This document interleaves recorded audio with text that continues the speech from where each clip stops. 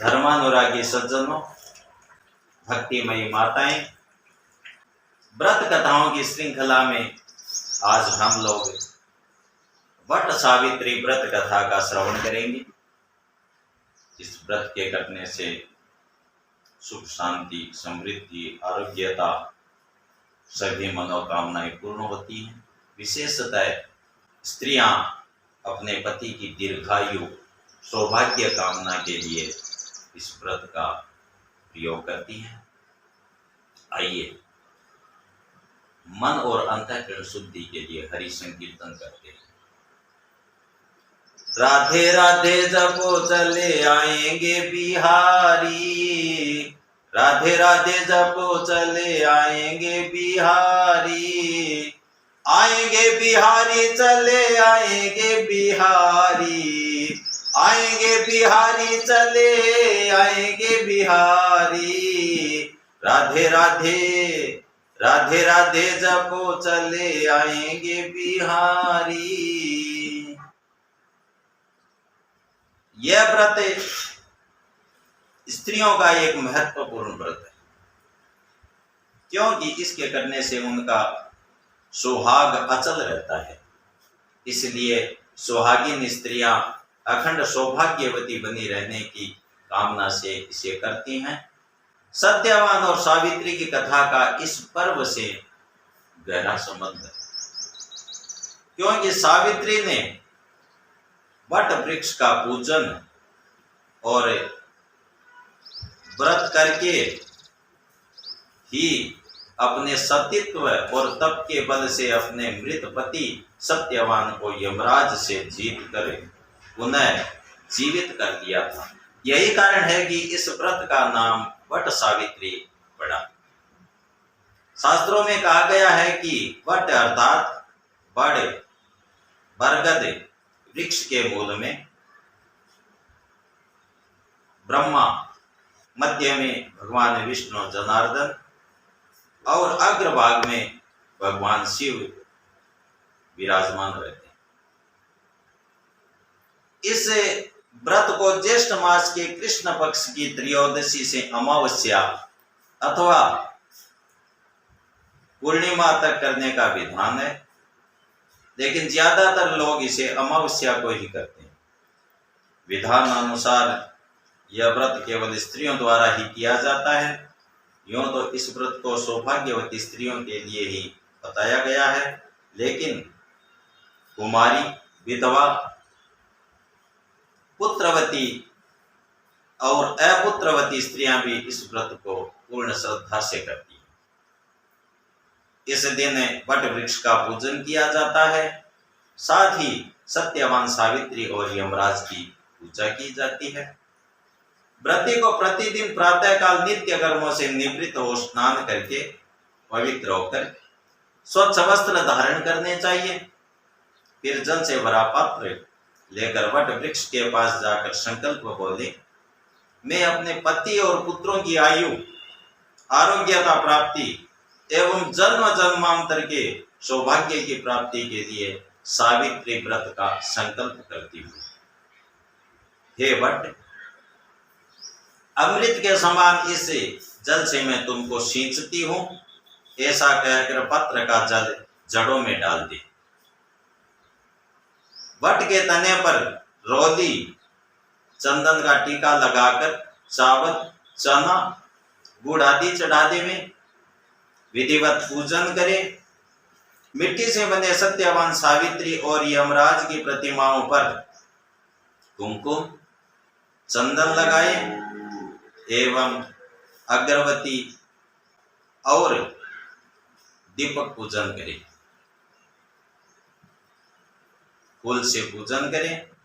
इसके पश्चात वृक्ष के तने के चारों ओर कच्चे सफेद सूत के धागों को हल्दी के रंग में रंगकर 7 बार परिक्रमा करते हुए लपेट दें। पूजा व व्रत के समापन के बाद ब्राह्मणों को घर बुलाकर भोजन कराएं तथा दान दक्षिणा देवें। यदि भोजन न करा सके तो ब्राह्मण को बांस की बनी टोकरी में अन्न, फल, वस्त्र आदि रखकर दान में देने का विधान है। अंत में सत्यवान सावित्री की कथा का श्रवण करें। सज्जनों, इस व्रत की कथा का उल्लेख स्कंद पुराण में इस प्रकार आता है। प्राचीन काल में मद्र देश में अश्वपति नाम का एक राजा था जो निसंतान था। उसने अपनी पत्नी के साथ सावित्री देवी का पूजन व्रत करके सर्वगुण संपन्न कन्या सावित्री को प्राप्त किया। उसके युवा होने पर अश्वपति ने महाराजा द्युमत्सेन के एक मात्र पुत्र सत्यवान से उसका विवाह संबंध जोड़ने की बात नारद मुनि से कही, तो उन्होंने बताया कि यद्यपि सत्यवान गुणवान और धर्मात्मा है, लेकिन उसकी आयु मात्र 1 वर्ष की ही शेष रह गई है। अतः सावित्री का विवाह किसी अन्य युवक से करने को कहा। इस पर सावित्री ने कहा, मैंने मन कर्म और वचन से सत्यवान का पति के रूप में वर्ण किया है, अन्य व्यक्ति को अपने वर के रूप में नहीं स्वीकारूंगी। अतः सावित्री का विवाह सत्यवान के साथ संपन्न हो गया। जब सत्यवान की मृत्यु का समय करीब आने लगा तो सावित्री का अधीर होना स्वाभाविक था। वैसे उसने पहले से भट्ट सावित्री व्रत का नियम बना लिया था। पति के मरने के 3 दिन पूर्व से ही सावित्री ने उपवास करना शुरू कर दिया, पितृ एवं देवताओं का तर्पण किया, सासु ससुर के शरण स्पर्श कर आशीर्वाद लिया। सास ससुर से आज्ञा लेकर सावित्री सत्यवान के साथ मृत्यु के दिन वन की ओर चल पड़ी। वहां लकड़ी काटकर बनाए गट्ठर को उठाते समय अचानक सत्यवान के सिर में भयंकर पीड़ा होने लगी। वह सावित्री के गोद में सिर रखकर लेट गया। थोड़ी देर में ही वहां यमराज उपस्थित हो गए। उन्होंने सत्यवान के शरीर से उसके प्राण खींचे और वापस चल दिए। यह देखकर सावित्री भी उनके पीछे पीछे चलने लगी। उसकी पति निष्ठा देखकर यमराज ने उससे 2 वर मांगने को कहा। सावित्री ने पहले वर में अपने अंधे सासु ससुर को नेत्र ज्योति प्रदान करने तथा दूसरे वर में उनका खोया हुआ राज्य प्राप्त करने की इच्छा प्रकट की। यमराज ने उसे दोनों वर तथास्तु कह के प्रदान की। दोनों वर प्राप्त करने के बाद भी सावित्री ने यमराज का पीछा नहीं छोड़ा, तो यमराज ने उसे एक और वर मांगने को कहा। इस पर सावित्री ने कहा, मुझे सत्यवान से 100 पुत्र हों। यमराज तत्काल तथास्तु कहकर आगे बढ़ने लगे। सावित्री ने फिर कहा, हे देव, मेरे पति को तो आप लिए जा रहे हैं और मेरे 100 पुत्र कैसे होंगे? यमराज अपने द्वारा दिए गए वचन के चक्कर में फंस गए और उन्हें सत्यवान के प्राण छोड़ने पड़े। वह सावित्री को अचल सुहाग का वरदान देकर वापस चले गए। वट वृक्ष के नीचे पड़े सत्यवान के शव में जीवन का संचार होते ही वह उठ बैठा। सावित्री सत्यवान को जीवित पाकर अत्यंत प्रसन्न हुई। दोनों खुशी खुशी माता पिता के पास लौट आए। यमराज के वरदान से